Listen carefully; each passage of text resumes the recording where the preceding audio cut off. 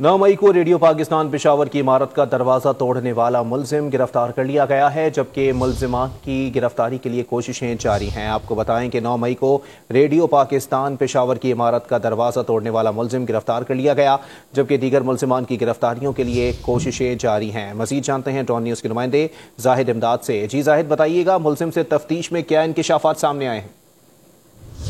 Radio Pakistan के gate के हवाले से जो गेट पर दावा बोला गया था, उसमें जो एक मुलजिम है उसको आइडेंटिफाई किया था पुलिस ने, और जिसकी गिरफ्तारी आज पुलिस ने की है।